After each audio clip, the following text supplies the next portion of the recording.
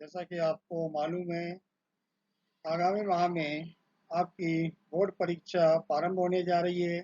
तो आइए हम चर्चा करें कि आप गणित विषय में परीक्षा की तैयारी कैसे करेंगे। माध्यमिक शिक्षा मंडल द्वारा जो परीक्षा कार्यक्रम घोषित किया गया है, उसके अनुसार गणित विषय की परीक्षा दिनांक 19 मई 2021 को संपन्न होगी। परीक्षा की तैयारी में महत्वपूर्ण बिंदु है प्रश्न पत्र का स्वरूप, जिसे हम ब्लूप्रिंट कहते हैं। तो ब्लूप्रिंट आपने देख लिया होगा। इस ब्लूप्रिंट में जिस अध्याय पर जितने अंक आवंटित है, उस हिसाब से उस अध्याय की तैयारी करें। तो आइए अब हम विस्तृत चर्चा करते हैं प्रश्न पत्र के स्वरूप पर। जैसा कि आपको मालूम है, गणित विषय कक्षा 10वीं में कुल 15 अध्याय है, जिसमें से प्रश्नों का जो अंकवार विभाजन होगा वो कुछ इस प्रकार से होगा। 25 अंक के वस्तुनिष्ठ प्रश्न पूछे जाएंगे। 2-2 अंक के कुल 5 प्रश्न होंगे। 3-3 अंक के 4 प्रश्न होंगे। 4 अंक के 7 प्रश्न होंगे एवं 5-5 अंक के कुल 5 प्रश्न होंगे। ये आप पर निर्भर करता है कि आप अपनी परीक्षा की तैयारी के लिए कौन से अध्यायों को बहुत ज़्यादा अच्छे से समझ गए हैं। उन अध्यायों की तैयारी आप सबसे पहले करें, और जो अध्याय आपको कठिन लग रहे हैं, उन अध्यायों को भी तैयारी में आप अपनी अपना परिश्रम लगाएं, अपनी मेहनत करें। आइए अब हम चर्चा करें उन विद्यार्थियों के लिए जो परीक्षा में बहुत अच्छे अंक लाना चाहते हैं या जिनकी तैयारी बहुत अच्छी है। उन्हें हम अवगत करा दें कि पहला चैप्टर है आपका वास्तविक संख्या है, जिसमें 1 अंक का एक प्रश्न होगा, 2 अंक का एक प्रश्न होगा और एक 4 अंक का प्रश्न होगा। बहुपद की यदि हम बात करें, यहाँ पर वस्तुनिष्ठ प्रश्न होंगे आपके 2 अंक के। 2 अंक का एक प्रश्न होगा और एक प्रश्न होगा आपके 4 अंक का। दो चरों वाला रैखिक समीकरण अध्याय 3, यहाँ पर आपको 2 वस्तुनिष्ठ प्रश्न मिलेंगे, एक 4 अंक का प्रश्न मिलेगा। द्विघात समीकरण में आपको 2 वस्तुनिष्ठ प्रश्न मिलेंगे, एक 5 अंक का प्रश्न मिलेगा। समानांतर श्रेणी में आपको 2 वस्तुनिष्ठ प्रश्न मिलेंगे और 4 अंक का एक प्रश्न मिलेगा। अध्याय 6 त्रिभुज में आपको एक वस्तुनिष्ठ प्रश्न मिलेगा और एक प्रश्न 4 अंक का रहेगा। उसी प्रकार से निर्देशांक ज्यामिति में 1 अंक का एक प्रश्न होगा, एक प्रश्न 2 अंक का होगा और एक प्रश्न 3 अंक का होगा। त्रिकोणमिति का परिचय, इसमें आपको 5 नंबर के वस्तुनिष्ठ प्रश्न पूछे जाएंगे। एक प्रश्न 3 नंबर का होगा और एक प्रश्न 5 नंबर का होगा। त्रिकोणमिति के अनुप्रयोग में 1 अंक का एक वस्तुनिष्ठ प्रश्न होगा और 4 अंक का एक प्रश्न होगा। अध्याय 10 व्रत की यदि हम बात करें, तो यहाँ से वस्तुनिष्ठ प्रश्नों की संख्या 2 है और एक 3 अंक का प्रश्न यहाँ से पूछा जाएगा। रचनाओं में कोई भी वस्तुनिष्ठ प्रश्न नहीं है, केवल यहाँ पर 5 अंक का एक प्रश्न पूछा जाएगा। व्रतों से संबंधित क्षेत्रफल की यदि हम बात करें, तो यहाँ पर वस्तुनिष्ठ प्रश्नों की संख्या 2 है, एक प्रश्न 3 अंक का है, एक प्रश्न 4 अंक का है। अध्याय 13 पृष्ठीय क्षेत्रफल एवं आयतन, वस्तुनिष्ठ प्रश्न की संख्या 1 है और एक 5 अंक का प्रश्न पूछा जाएगा। अध्याय 14 सांख्यिकी की यदि हम बात करें, तो यहाँ पर 2 अंक के ऑब्जेक्टिव पूछे जाएंगे, वस्तुनिष्ठ प्रश्न पूछे जाएंगे और एक प्रश्न 5 अंक का होगा। प्रायिकता में 1 अंक का ऑब्जेक्टिव होगा और 2-2 अंक के 2 प्रश्न यहाँ पर पूछे जाएंगे। तो ये इस प्रकार से आपने यहाँ पर ब्लूप्रिंट को, अर्थात जिसे हम कहें प्रश्न पत्र के स्वरूप को, विस्तृत रूप से समझने का प्रयास किया। यह प्रश्न पत्र का स्वरूप आपके परीक्षा में अधिक से अधिक अंक लाने के लिए बड़ी महत्वपूर्ण भूमिका निभाएगा। आइए अब हम चर्चा करें कि परीक्षा में प्रश्न पत्र मिलने के उपरांत हमें प्रश्नों को अपनी उत्तर पुस्तिका में किस प्रकार से हल करना है। आइए अब हम प्रश्न क्रमांक 1 की बात करें। मान लीजिए कि प्रश्न क्रमांक 1 में आपको सही विकल्प से संबंधित प्रश्न पूछे जाते हैं। तो सबसे पहले आप प्रश्नों के क्रमांक लिख दीजिए।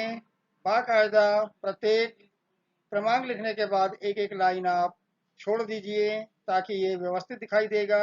फिर इत्मीनान से आप प्रश्न को आप पढ़िए और ये देखिए कि इनमें से कौन सा विकल्प जो है सही है, और उस विकल्प को आप यहाँ पर इस प्रकार से लिखेंगे।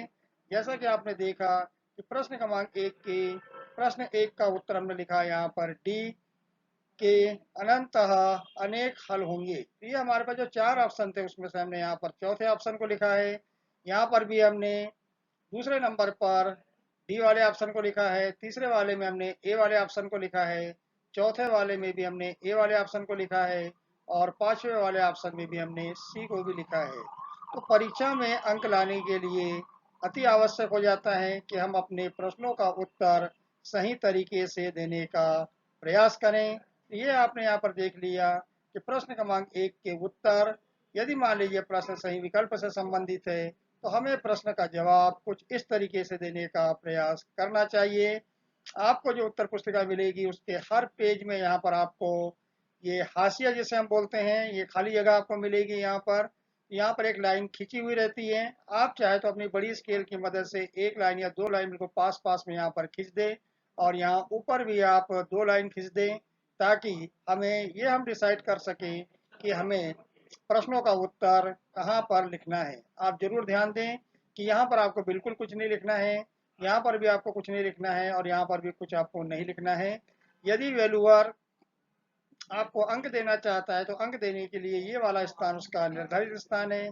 इस निर्धारित स्थान पर वह अंक आपको देगा, इसलिए आप इस स्थान पर कुछ भी न लिखें।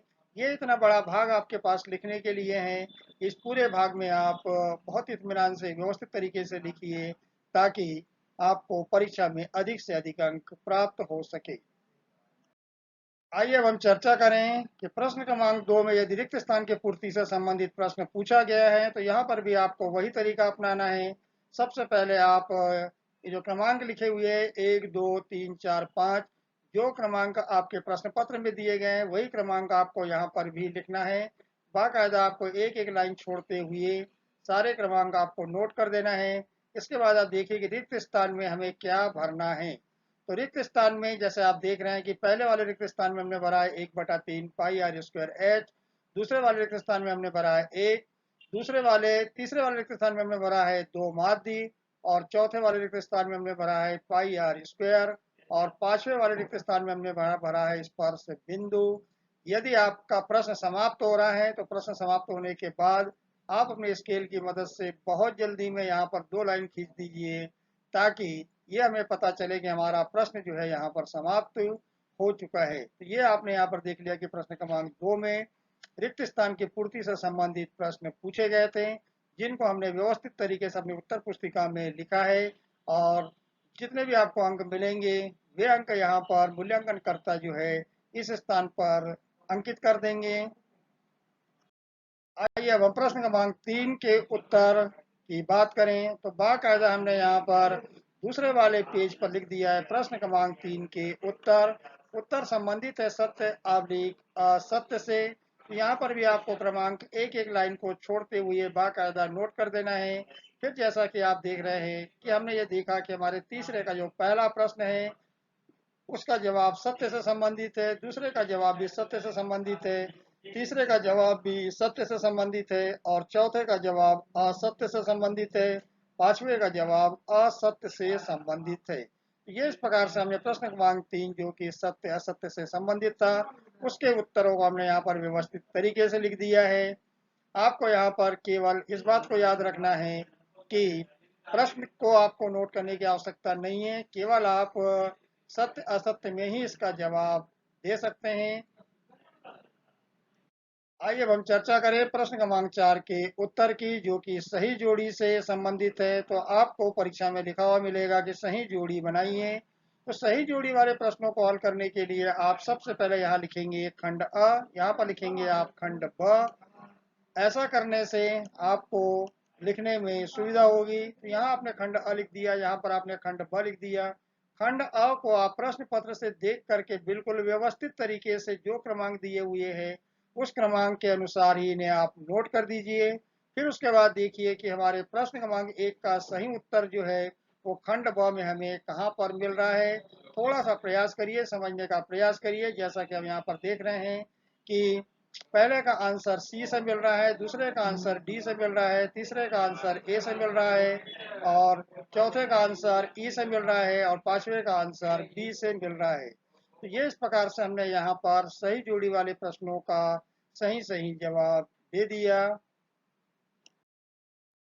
आइए अब हम प्रश्न क्रमांक 5 के चर्चा करें, जिसमें हमसे यह कहा गया है कि एक शब्द या वाक्य में उत्तर दीजिए।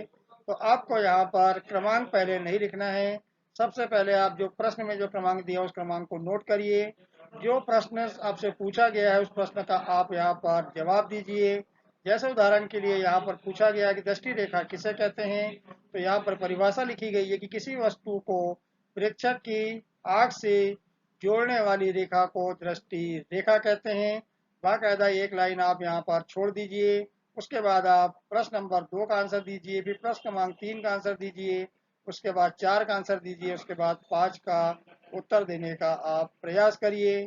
तो यदि हम व्यवस्थित तरीके से प्रश्नों को लिखेंगे, मूल्यांकनकर्ता को भी मूल्यांकन करने में सुविधा होगी और हमें परीक्षा में अधिक से अधिक अंक प्राप्त होंगे। अभी हमने इसके पहले के वस्तुनिष्ठ प्रश्नों का जवाब हमें अपनी उत्तर पुस्तिका में किस प्रकार से लिखना है उस पर चर्चा की। मैं यहाँ पर उदाहरण के तौर पर अब आपको बता रहा हूँ कि यदि मान लीजिए कोई 2 अंक का प्रश्न परीक्षा में पूछा जाता है तो उस 2 अंक के प्रश्न का जवाब हमें किस प्रकार से देना है। जैसे मान लीजिए कि प्रश्न क्रमांक 2 पूछा गया है आपसे कि एक पासे को एक बार फेंकते हैं 4 से बड़ी संख्या प्राप्त होने की प्रायिकता ज्ञात कीजिए। तो ये प्रश्न आपके प्रश्न पत्र में लिखा हुआ है। इस प्रश्न का जवाब हमें किस तरीके से देना है, तो आइए अब हम समझने का प्रयास करें कि इस प्रश्न का जवाब हम किस प्रकार से देंगे। अब हम प्रश्न को कैसे हल करें इस पर हम चर्चा करें। यह है हमारे 2 अंक का एक प्रश्न। बाकायदा आपने शुरू में ही जैसे आपको उत्तर पुस्तिका मिली होगी तो आपने ये लाइन खींचने का कार्य बहुत जल्दी जल्दी समाप्त कर लिया होगा। अब आपको यहाँ पर प्रश्न लिखने की आवश्यकता नहीं है, केवल आप लिखेंगे प्रश्न क्रमांक 10 का हल, क्योंकि आप उत्तर नहीं दे रहे, प्रश्न क्रमांक 10 का आप यहाँ पर हल कर रहे हैं। प्रयोग हम सबसे पहले लिखेंगे इस प्रश्न में कि एक पासे को एक बार फेंकना। फिर हम देखेंगे कि घटना क्या है इस प्रश्न में। तो घटना है हमारे पास में 4 से बड़ी संख्या प्राप्त करना। सभी संभव परिणाम क्या होंगे, तो एक पासे को फेंकने पर हमें अंक मिलते हैं 1 2 3 4 5 6। तो सभी संभव परिणामों की संख्या हो गई यहाँ पर 6। अनुकूल परिणाम की यदि हम बात करें तो अनुकूल परिणाम घटना से संबंधित होते हैं। तो 4 से बड़ी संख्या प्राप्त करना अर्थात 5 और 6 ये अनुकूल परिणाम है। अनुकूल परिणाम की संख्या हो गई 2। तो पीई को हम कहेंगे यहाँ पर घटना ई के घटित होने की प्रायिकता बराबरी से ई के अनुकूल परिणामों की संख्या बटे में प्रयोग के सभी संभव परिणामों की संख्या, जिसे हम लिखेंगे अनुकूल परिणामों की संख्या हमारे पास में 2 है, संभव परिणामों की संख्या अर्थात कुल परिणामों की संख्या हमारे पास में 6 है। 2/6 को हम सरल करेंगे तो हम यहाँ लिखेंगे 1/3। हम अपने प्रश्न का यहाँ पर कंप्लीट जवाब दे देंगे। अतः 4 से बड़ी संख्या प्राप्त करने की प्रायिकता 1/3 है। तो इस प्रकार से यदि आप व्यवस्थित प्रश्न का हल करते हैं तो केवल मूल्यांकन करता यहाँ पर टिक लगाएगा और आपको यहाँ पर पूरे के पूरे जो है वह 2 अंक दे देगा। आइए अब हम एक विद्यार्थी के द्वारा हल किए गए प्रश्न पर चर्चा करें। प्रश्न था कि द्विघात समीकरण 6x वर्ग माइनस x माइनस 2 बराबरी से 0 के मूल ज्ञात कीजिए। तो यहाँ पर इस प्रश्न को मैं इसलिए दिखा रहा हूँ कि यदि आपने त्रुटि की है या प्रश्न को आपने हल करने का प्रयास किए हैं तब आपको कितने अंक मिल सकते हैं। तो जैसा कि आप यहाँ पर देख रहे हैं कि ये प्रश्न जो है कम से कम 4 अंक का प्रश्न है। यहाँ पर विद्यार्थी ने शुरुआत की है, माना कि लिखा है उसने a बराबरी से 6, b बराबरी से -1 और c बराबरी से -2। सूत्र को लिखने में उसने यहाँ पर गलती की है, तो मूल्यांकनकर्ता ने यहाँ पर इस पर ये गोला लगा दिया है और उसने यहाँ पर ए बी सी के मान रखने का प्रयास किया है। तो आप यहाँ पर ये समझ रहे होंगे कि प्रश्न का यदि संपूर्ण हल नहीं आ रहा है तब भी यहाँ पर विद्यार्थी ने प्रश्न की शुरुआत की है। सूत्र उसने गलत तरीके से लिखा है परंतु उसने यहाँ पर मान भरने का प्रयास किया है। तो हम ये देख रहे हैं कि यहाँ पर ऐसी स्थिति में भी मूल्यांकनकर्ता जो है वो 1 अंक प्रदान करेगा। तो इस उदाहरण को समझाने का मतलब ये हुआ कि आपको परीक्षा में किसी प्रश्न को छोड़ना नहीं है।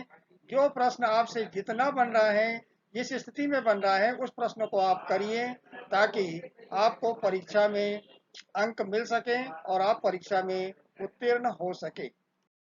आइए हम एक अन्य प्रश्न की चर्चा करें जिसमें ये पूछा गया है कि 10 से बड़ी, या हम ये कह लें यहाँ पर कि 2 अंकों वाली वे संख्याएं ज्ञात कीजिए जो 3 से विभाज्य है। ये प्रश्न था। यहाँ पर विद्यार्थी ने इस प्रश्न को हल करने का प्रयास किया है। उसने यहाँ पर, क्योंकि प्रश्न संख्या जो है वो 2 अंकों से संबंधित थी, इसलिए उसने यहाँ पर लिखा है 12, 15, 18 और अंत में जाकर के उसने लिखा है यहाँ पर 99, क्योंकि 2 अंकों की संख्या को हम लिखेंगे 10 और 99 के बीच में, क्योंकि संख्या ने 3 से विभाज्य होना चाहिए। अतः यहाँ पर आएगा 12, 15, 18 और आखिरी में आएगा यहाँ पर 99। यहाँ पर विद्यार्थी ने ए का मान 12 नोट किया है, एन का मान यानी अंतिम पद का मान उसने 99 नोट किया है, डी का मान उसने 3 नोट किया है। हम देख रहे हैं कि उसने सूत्र सही लिखा है, ए एन बराबरी से A plus N minus one into D. A N का मान रख दिया उसने, ए का मान रख दिया और डी का मान रख दिया। उसने यहाँ पर n का मान ज्ञात करने का प्रयास किया, किंतु वह n का मान ज्ञात नहीं कर सका है। तब भी हम इस स्थिति में देख रहे हैं कि विद्यार्थी को यहाँ पर 4 अंक में से 2 अंक मिल रहे हैं। यानी कुल मिलाकर के आपको प्रश्न परीक्षा में छोड़ना नहीं है, बल्कि प्रश्न को आपको हल करने का प्रयास करना है ताकि आप परीक्षा में उत्तीर्ण होने लायक अंक जो है किसी भी स्थिति में प्राप्त कर सकें। आइए हम एक प्रश्न पर और चर्चा करें। इस प्रश्न में पूछा गया है कि 2x² माइनस 4x घन 3, ये हमारे पास एक द्विघात समीकरण दी गई है और यहाँ पर पूछा गया है कि समीकरण का विविक्तीकर ज्ञात कीजिए और उसके बाद ये बताइए कि मूलों की प्रकृति क्या है। तो विद्यार्थी ने यहाँ पर ए का मान नोट किया है 2, बी का मान -4 नोट किया है, सी का मान उसने 3 नोट किया है, डी का मान उसने लिखा है यहाँ पर b² माइनस 4ac। अर्थात उसने यहाँ पर ये पहली स्टेप सही की है, दूसरी स्टेप भी सही की है, तीसरी स्टेप में उसने बी का मान भरा है, ए का मान भरा है और सी का मान भरा है। तो हम यहाँ पर देख रहे हैं कि इसकी ये तीसरी स्टेप भी बिल्कुल सही है। केवल उसने यहाँ पर गलती की है, -4 के वर्ग के स्थान पर उसको 16 लिखना था, उसने गलती से यहाँ पर 8 लिखा है। तो डी का मान उसका गलत निकला है। तो मूल्यांकनकर्ता ने यहाँ पर इसे क्रॉस कर दिया है और जब डी का मान ही गलत निकला है तो मूलों की प्रकृति का उत्तर भी निश्चित रूप से गलत होगा। किंतु इस प्रयास पर भी विद्यार्थी को यहाँ पर 1 अंक की प्राप्ति हो चुकी है। तो हमें यहाँ पर प्रयास करना है कि प्रश्न को छोड़ना नहीं है, बल्कि हर प्रश्न को हमें हल करना है। जितना हम जानते हैं उतना ही हम लिखें और अंकों को हम अर्जित करने का प्रयास करें। आइए अब हमें देखें कि यदि किसी विद्यार्थी ने प्रश्न का हल बिल्कुल सही किया है तो देखिए उसे किस प्रकार से पूरे के पूरे अंक मिल जाते हैं। ये आप यहाँ पर देख रहे हैं कि ये एक 2 अंक का प्रश्न है जिसमें 2 बिंदुओं ए और बी के बीच की दूरी पूछी गई है। तो बाकायदा विद्यार्थी ने ए के निर्देशांक लिखे हैं 5, 2, बी के निर्देशांक लिखे हैं उसने 1, 1। हमें ज्ञात करना है 2 बिंदुओं के बीच की दूरी, अर्थात हमें ए बी का मान ज्ञात करना है। तो ए बी बराबर से विद्यार्थी ने लिखा है √x2 माइनस x1 का वर्ग धन y2 माइनस y1 का वर्ग। x1, x2, y1, y2 के उसने मान भर दिए और पूरे प्रश्न को उसने यहाँ पर हल कर लिया। उसकी कोई भी स्टेप यहाँ पर गलत नहीं है। बाकायदा उसने यहाँ पर लिखा है ए बी बराबर से √17 इकाई। तो निश्चित रूप से वैल्यूअर यहाँ पर इस प्रश्न पर उसको टिक लगाएगा और 2 अंक जो है इस प्रश्न पर उसे प्रदान कर दिए जाएंगे। आइए अब हम उसी प्रश्न की चर्चा करें। एक विद्यार्थी ने उस प्रश्न को हल करने में कुछ त्रुटि की है। प्रश्न वही है हमारा कि बिंदुओं ए और बी के बीच की दूरी ज्ञात कीजिए। तो उसने दिया है, नोट किया है, उसने ए बी नोट किया है और ए बी बराबरी से उसने सूत्र को भी यहाँ पर सही सही नोट किया है। केवल उसने यहाँ पर ए बी का मान जो है वो गलत निकाला है। ऐसी स्थिति में उसको यहाँ पर 2 अंक में से 1 अंक प्राप्त हो रहे हैं। तो यहाँ पर जो आपको ये बताया जा रहा है इसके पीछे उद्देश्य यही है कि यदि आप प्रश्नों को हल करने का प्रयास करेंगे, आपके पास में 5 वस्तुनिष्ठ प्रश्न होंगे 5-5 अंक के और 21 प्रश्न आपके पास में होंगे जिसमें 2 अंक वाले प्रश्न होंगे, 3 अंक वाले प्रश्न होंगे, 4 अंक वाले प्रश्न होंगे। और 5 अंक वाले प्रश्न होंगे। तो यदि आप सभी प्रश्नों को हल करते हैं और सभी प्रश्नों पर यदि मान लीजिए आपको 1-1 अंक 2-2 अंक भी मिलते हैं, तब भी ऐसी स्थिति में आप परीक्षा में जो आपको उत्तीर्ण होने के लिए 33 मार्क्स चाहिए, वो अंक तो आप बड़े आसानी के साथ आप प्राप्त कर सकते हैं, बल्कि अब इससे ज्यादा अंक भी आप प्राप्त कर सकते हैं। आप प्रयास करिए कि आप किसी भी प्रश्न को परीक्षा में नहीं छोड़े। आइए अब हम चर्चा करें कि सफलता हमें किस प्रकार से मिल सकती है, गणित में हम किस प्रकार से उत्तीर्ण हो सकते हैं। तो आपको सबसे पहले वस्तुनिष्ठ प्रश्नों की तैयारी पर विशेष जोर देना है, क्योंकि ये वस्तुनिष्ठ प्रश्न जो है ये कुल 25 अंक के हैं। यदि आपने 2-2 अंक वाले 5 प्रश्नों की तैयारी कर ली तो ये कुल अंक आपको यहाँ पर 10 मिल जाएंगे। इसी प्रकार से यदि आपने केवल 5 अंक वाले 2 प्रश्नों की तैयारी कर ली तो आपको कुल अंक जो है 10 मिल जाएंगे। और मैं आपको ये बता दूं कि 5 अंक वाले वे कौन से प्रश्न हो सकते हैं। तो रचनाओं से संबंधित एक 5 अंक का प्रश्न पूछा जाएगा और सांख्यिकी में भी एक 5 अंक का प्रश्न पूछा जाएगा, जिसमें आपको माध्य, माध्यक व बहुलक की गणना करना है। तो इनमें से यदि आप कोई एक प्रश्न हल कर लेते हो, या तो आपको माध्य की गणना करने के लिए कहा जाएगा, या माध्यक की गणना करने के लिए कहा जाएगा, या फिर बहुलक की गणना करने के लिए कहा जाएगा। आपको यदि सूत्र याद है तो आप सांख्यिकी के प्रश्नों को बहुत आसानी के साथ हल कर सकते हैं।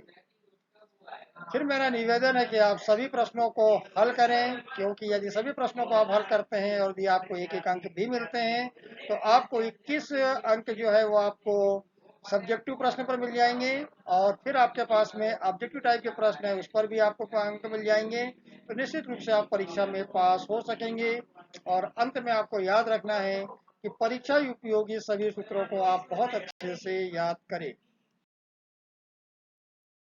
आइए अब मैं चर्चा कर रहा हूं कि त्रिकोणमिति में जो 5 अंक के प्रश्न जो सही जोड़ी में लगभग हर वर्ष पूछे जाते हैं, उसके लिए आपको क्या याद रखना है। तो सबसे पहले आप 5 छह त्रिकोणमिति अनुपात को बहुत अच्छे से याद कर लीजिए। Sine theta, cos theta, tan theta, cot theta, sec theta, cosec theta. अब यदि हम यहाँ पर चर्चा करें तो मैंने साइन थीटा को लिख दिया 1 बटा साइन थीटा। कॉस थीटा के स्थान पे मैंने लिख दिया 1 बटे कॉस थीटा। टेन थीटा को लिख दिया मैंने 1 बटे टेन थीटा। फिर लिख दिया मैंने यहाँ पर 1 बटे कॉट थीटा। फिर लिख दिया मैंने यहाँ पर 1 बटे सेक थीटा। और फिर लिख दिया मैंने यहाँ पर 1 बटे कोसेक थीटा। अब हम देखें कि ये साइन थीटा का मान इसमें से किसके बराबर होगा। तो साइन थीटा का मान यहाँ होगा 1 बटे कोसेक थीटा के बराबर। कोसेक थीटा का मान होगा 1 बटे साइन थीटा के बराबर। कास थीटा का मान होगा 1 बटे सेक थीटा के बराबर। और सेक थीटा का मान होगा 1 बटे कॉस थीटा के बराबर। टेन थीटा का मान होगा 1 बटे कॉट थीटा के बराबर। और काट थीटा का मान होगा 1 बटे टेन थीटा के बराबर। आइए अब मैं आपको तरीका बता रहा हूं कि यदि आपको तीनों त्रिकोणमितीय सर्वसमीकाएं याद रखना है तो उन्हें हम किस प्रकार से याद रखेंगे। तो जैसा मैं यहाँ लिख रहा हूँ उसी प्रकार से आप लिखने का प्रयास करिए। तो मैंने सबसे पहले लिखा है साइन स्क्वायर थीटा, उसके बाद लिखा मैंने कॉस स्क्वायर थीटा, उसके नीचे लिखा मैंने टेन स्क्वायर थीटा, फिर उसके नीचे लिखा है मैंने कॉट स्क्वायर थीटा, फिर यहाँ पर लिखा है मैंने सेक स्क्वायर थीटा, और यहाँ पर मैंने लिखा है कोसेक स्क्वायर थीटा। अब इसके बाद आपको एक लिखना है, तो यहाँ पर आपने ये सेक स्क्वायर थीटा के ऊपर एक लिख दिया। यहाँ पर आपने साइन स्क्वायर थीटा के नीचे एक लिख दिया, फिर आपने इस एक के नीचे एक लिख दिया, और ये लगा दिए आपने यहाँ पर धन चिन्ह, और ये लगा दिया आपने बराबर के चिन्ह। तो ऐसा करने से ये बन गई आपकी पहली सर्वसमीका। साइन स्क्वायर थीटा धन कॉस स्क्वायर थीटा बराबरी से एक, एक धन टेन स्क्वायर थीटा बराबरी से सेक स्क्वायर थीटा, और एक धन कॉट स्क्वायर थीटा बराबरी से कोसेक स्क्वायर थीटा। तो ये इस प्रकार से हम तरीके अपना करके त्रिकोणमितीय सर्वसमीकाओं को परीक्षा के लिए हम याद कर सकते हैं। इन त्रिकोणमितीय सर्वसमीकाओं से संबंधित प्रश्न भी परीक्षा में पूछे जाएंगे, और इससे संबंधित वस्तुनिष्ठ प्रश्न भी परीक्षा में आपसे पूछे जाएंगे। तो सभी विद्यार्थियों को मेरी ओर से परीक्षा के लिए ढेर सारी शुभकामनाएं एवं नमस्कार।